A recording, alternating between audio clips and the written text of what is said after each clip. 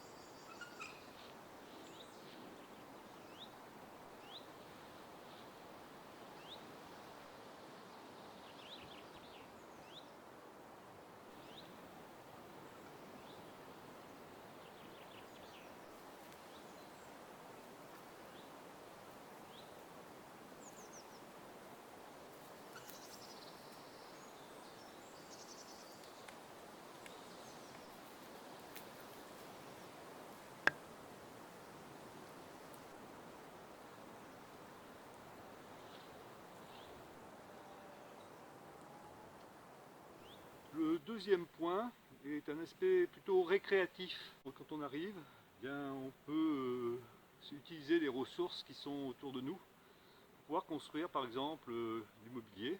Donc on va regarder un exemple de chaise que j'ai construite.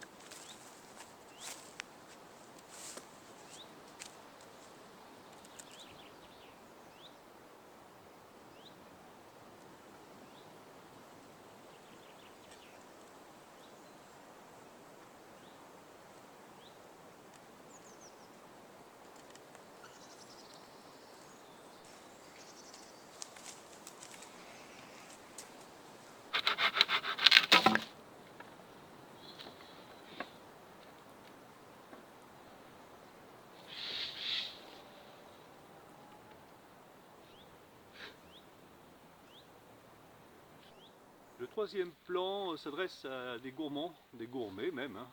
N'est-ce pas Valentine? Si tu reçois mon message, tu te reconnaîtras. En fait, on peut cuisiner dans les bois en amenant des affaires et puis en faisant soit la cuisine au feu de bois ou soit la cuisine au réchaud à alcool. Voici comment préparer une purée avec des saucisses de Strasbourg. Découpez finement les saucisses en rondelles, puis le fromage, cette fois-ci en lamelles. Ici, il s'agit de la tome de Savoie.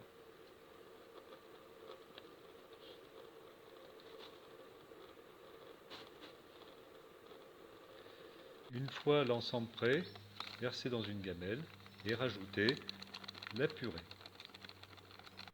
Prendre de l'eau chaude à ébullition et puis réhydrater l'ensemble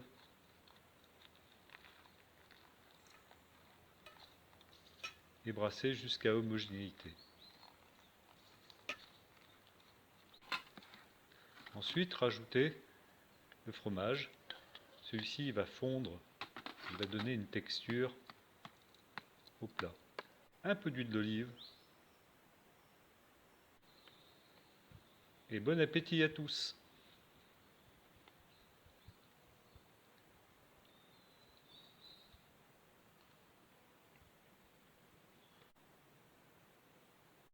Le point suivant, c'est avant tout respecter la nature. Ici, on n'est pas chez nous, ce n'est pas un terrain de jeu, c'est avant tout un endroit qui nous accueille. Il faut le respecter avec quelques règles, par exemple ne jamais couper du bois vivant, prélever plutôt du bois mort pour nos activités. Je pratique aussi le no-live, c'est-à-dire effacer le plus possible les traces de mon passage.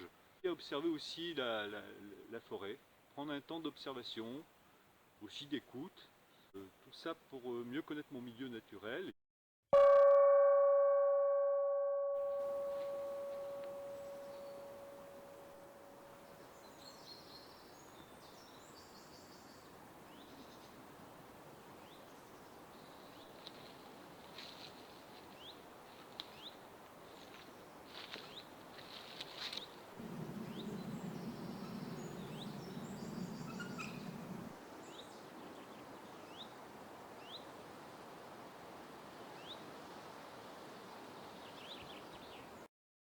Dernière question qu'on pourrait me poser éventuellement, est-ce que cette activité est totalement légale?